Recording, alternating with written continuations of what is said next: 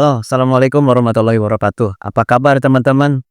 Apa kabar Pak Dokter Nur? Sehat? Alhamdulillah baik ya. Gimana kabar keluarga? Alhamdulillah ya. Kita santai saja karena kita di ruang belajar ini mungkin banyak sekali ide-ide yang muncul ya, dan yang paling penting bagi kita adalah memantapkan niat yang positif ya.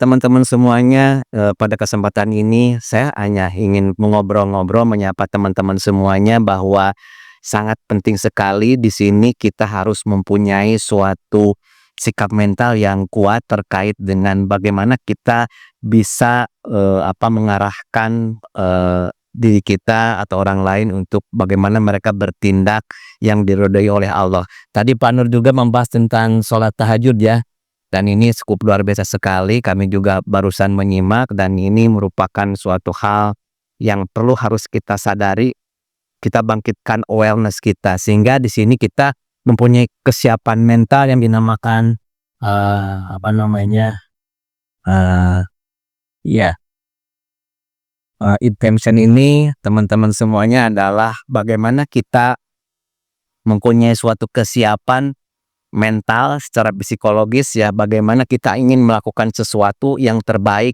bagi kehidupan kita sehari-hari. Yang di sini juga, saya, melihat, beberapa definisi tentang intention, bahwa intention ini adalah kesiapan mental seseorang untuk bertindak ya. Contohnya misalkan saya berniat nanti ya Pak Nur untuk sholat tahajud.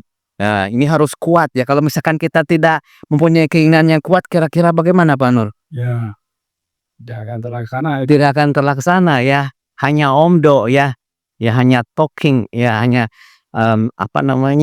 hanya sekedar, lip service ya.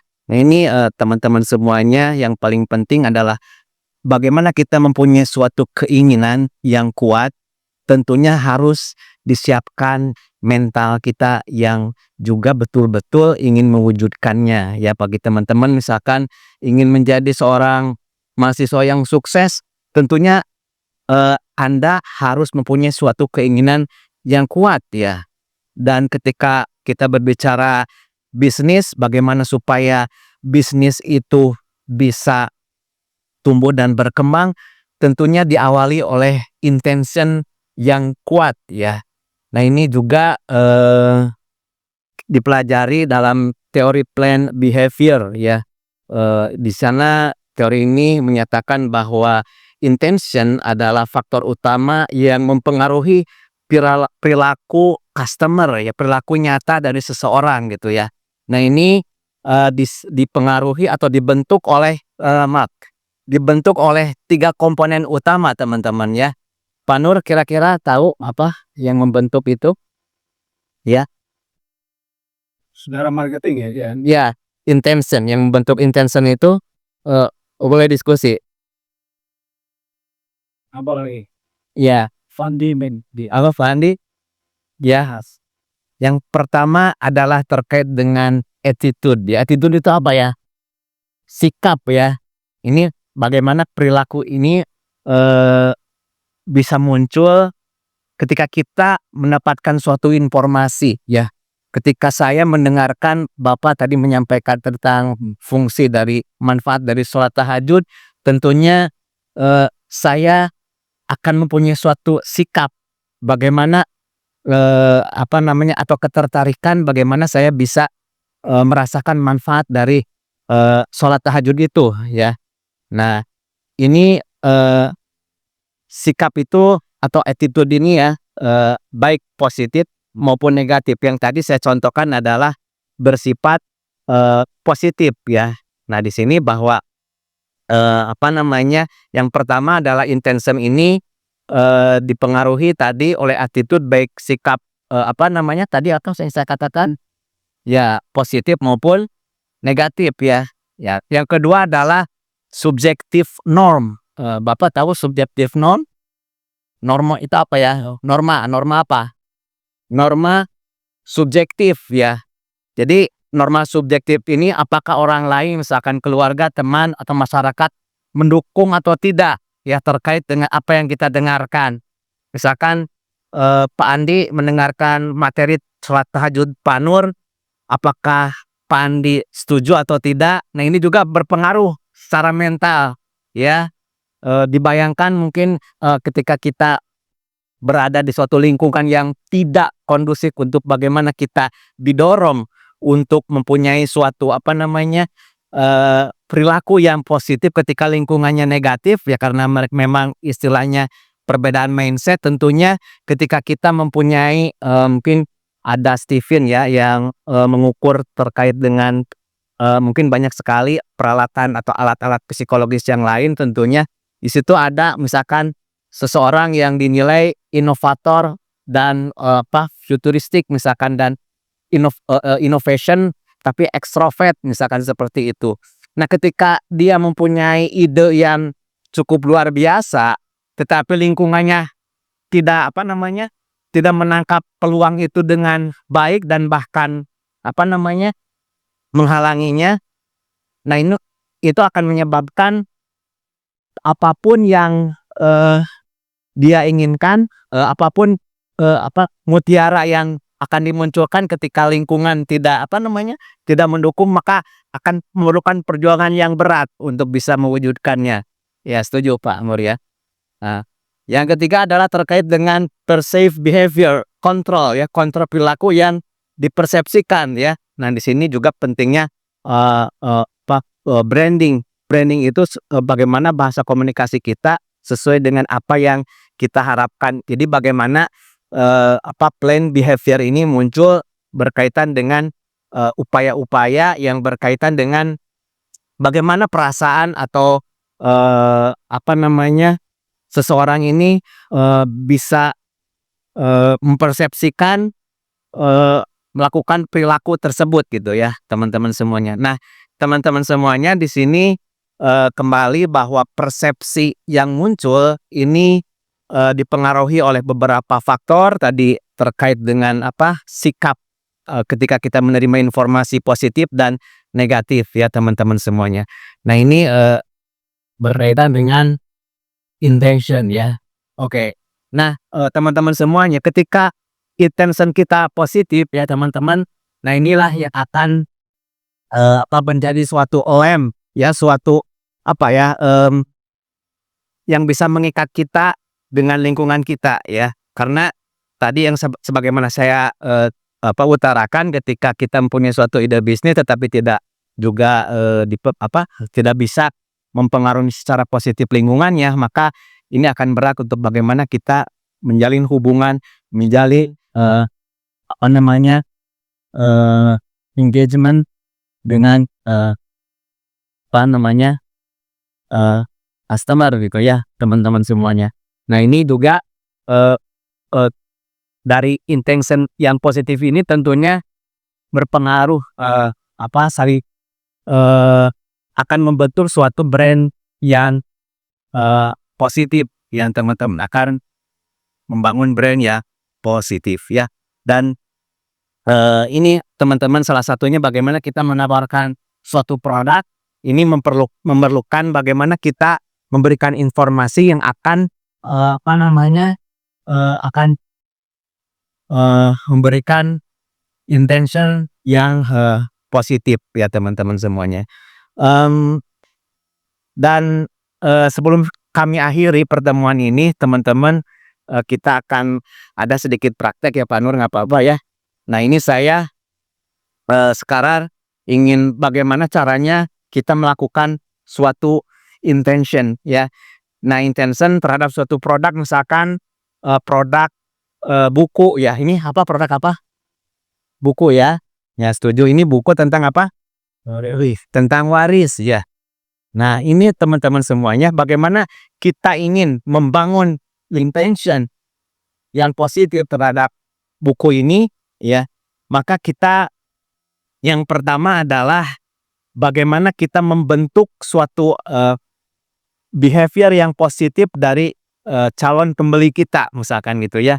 Nah, di sini, perlu juga diuraikan, tentang, eee, fungsi ya, fungsi dari suatu produk tersebut ya. Jadi pertama adalah terkait dengan keberadaannya gitu ya. Keberadaannya ya, ini berkaitan dengan pertanyaan what gitu ya. Nah, di sini apa buku ini gitu ya. Nah, buku ini ternyata misalkan adalah metode praktis untuk memahami ilmu waris secara singkat, padat dan jelas gitu ya. Di mana misalkan di tengah-tengah pemahaman yang sulit ya, bahkan mungkin kalau kita ingin belajar ilmu waris tentunya harus ada minimal 4 semester ya. Nah, ini dengan buku ini teman-teman ini ada banyak sekali contoh-contoh praktis untuk bisa kita pahami dan kita praktekkan dalam kehidupan kita sehari-hari. Yang kedua adalah ketika ini alasannya kuatnya ini kita why ya. Kenapa kita harus memiliki buku waris ini gitu ya teman-teman ya. Karena ya sebagaimana pengalaman saya, histori saya ketika mempelajari buku ini yang ditulis oleh Ustadz Jajang dan saya sendiri, ternyata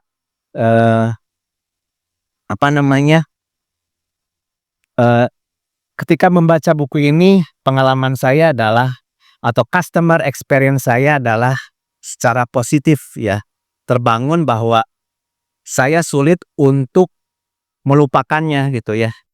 Ya biasanya kalau kita menghafal karena memang mungkin logikanya tidak disertai dengan logika dan pemahaman, maka tentunya akan sulit ya Pak Nur ketika kita belajar terus logikanya kita hanya kalau dalam bahasa Sunda itu hanya hafalan atau hafal cangkem gitu kan akan sangat sulit ya teman-teman semuanya. Nah, ini juga di sini dipelajari dari dasar tentang saya akan baca ya tentang kenapa harus memiliki buku ini ya teman-teman semuanya. Ini ada beberapa bab yang cukup luar biasa. Nah, ini diawali dengan pertanyaan what gitu ya. Jadi ini kami sengaja menyusun buku ini adalah bagaimana diawali tidak langsung tentang teori perhitungan waris, tetapi diawali dengan kenapa atau what ya. Ini dua alasan ini karena memang waktu kita sangat terbatas, dengan dua pertanyaan what dan why gitu ya. Nah, di sini juga di bab pertama kami sajikan beberapa pertanyaan yang menjurus kepada what, yaitu diantaranya adalah ada apa dengan waris. Nah, di sini juga setelah kita memperdalam pentingnya adanya waris, ini perlu solusi simpel untuk memahami ilmu waris di era digital ini. Ya di sini ada tentunya metode praktisnya adalah 4, 5, 2, 2, 7, 1 gitu teman-teman. Nah, ini yang menyebabkan saya sukar untuk lupa ya, karena di sini juga teman-teman semuanya disajikan dengan beberapa tabel dan juga digambarkan terkait dengan ahli waris laki-laki dan ahli waris perempuan gitu ya. Nah, ini tentunya ya kalau saya boleh sedikit bercerita tentang tabel ini, tentunya logikanya sangat sederhana karena di sini juga ada uraiannya ya. Jadi bahwa dalam kehidupan kita ini kita harus menghargai leluhur kita ke atas kita itu misalkan saya punya orang tua, saya punya kakek, nenek dan ini tentunya harus kita hargai dan mereka itu merupakan bagian dari keluarga kita ya. Jadi pentingnya bagaimana kita menghayati waris ini masih ini kaitannya dengan why ya. Karena dengan adanya pemahaman yang komprehensif, kita akan digiring kepada suatu yang tadi saya sebutkan attitude ya. Jadi sikap positif kita terhadap keluarga kita ya. Misalkan di sini ke atas, ke bawah, ke samping. Kalau ke atas kakek, nenek gitu, ibu. Kalau ke bawah itu adalah anak, cucu, dan ke samping adalah terkait dengan teman-teman saudara kita ya, saudara laki-laki, saudara sekandung ya. Nah, teman-teman di sini di halaman berapa ya? Di sini halaman eh, halaman 52 ini disebutkan ahli waris laki-laki itu ada 15 dan ahli waris apa namanya perempuan itu teman-teman semuanya ada ya ini 15 dan satu lagi adalah ada 10 ya. Ini di halaman 54. Dan ini teman-teman semuanya digambarkannya itu sangat mudah ya, saya sedikit ada waktu. Ya, misalkan di sini ini ahli waris laki-laki, ini ahli waris perempuan ya. Di sini teman-teman ya misalkan di sini ya. Di sini ahli waris laki-laki. Ini ada berapa tadi? Bapak kesininya ada 15 ya. Nah, dari 15 kalau ahli waris perempuan ada berapa? Ada 10 ya. Nah, di sini kenapa kita harus menghargai yang akas? Ya karena kita diajari dalam buku itu untuk bagaimana kita mengingat supaya kita juga mengingat keluarga kita ya. Jadi ini M-nya itu adalah yang mati. Yang mati berarti itu kalau ini ahli waris laki-laki berarti apa? Yang laki-lakinya aja gitu ya. Nah, di sini ada bapak ya. Terus di atasnya lagi ada kakek tuh ya. Nah, terus di sini ke bawah, ke atas, ke bawah berarti di sini ada apa? Ada anak laki-laki, terus ke bawahnya adalah ada cucu laki-laki. Ke atas, ke bawah, ke samping. Nah, ke sampingnya itu adalah terkait dengan saudara yang si mayat ini. Ya, jadi di sini karena ini akhir waris laki-laki, di sini saudara laki-laki tandu. Nah, ini ya. Terus setelah itu saudara laki-laki sebapak ya. Setelah itu teman-teman saudara laki-laki seibu ya. Nah, setelah itu baru ke sini. Ya, kalau ini karena apa namanya? Laki-laki berarti di sini suami. Nah, di sini lagi adalah laki-laki pemerdekat budak. Nah, ini masih ada lagi teman-teman. Jadi ada apa namanya anak anak saudara laki-laki kandung ya. Terus di sini juga ada lagi anak saudara laki-laki sebapak. Terus nah kalau di sini tidak ya. Nah terus di sini juga anak ya apa yang sejajar dengan bapak. Di sini ada paman tandu ya. Terus ada paman sebapak. Terus di sini juga ada waris lainnya yaitu apa namanya anak dari paman tandu dan di sini ada anak dari paman sebapak. Ini ada pas 15 ya. Ini cukup saya sangat sulit untuk bisa lupa gitu ya teman-teman. Jadi milikilah buku ini, jangan bingung soal waris dan insya Allah kita sedang mengorganisir tentang nanti kita akan melakukan beberapa keliling ya tanurnya nanti ya kita keliling untuk melakukan semacam seminar termasuk juga tentang sholat tahajud. Kan ini cukup luar biasa sekali karena ilmu tahajud itu adalah bagaimana kita bisa meminta rezeki yang berkah di alam dunia dan ketika kita berbicara ilmu waris adalah bagaimana kita menjaga aset kita dalam artian dari mana harta yang kita dapatkan ini harus jelas ya teman-teman ya. Dan yang paling penting di sini dalam buku ini kita diajarkan tentang kepemilikan aset gitu ya. Jangan sampai kita menjual barang yang muka kelip kita ya, Pak Nur ya. Demikian barangkali teman-teman semuanya karena memang waktu sangat terbatas ya kita akan ketemu lagi mungkin dalam kesempatan seminar mungkin ya nanti kita akan rancang ya Pak bikin IO ya. Oke. Terima kasih. Wabillahi taufiq wal hidayah. Assalamualaikum warahmatullahi wabarakatuh.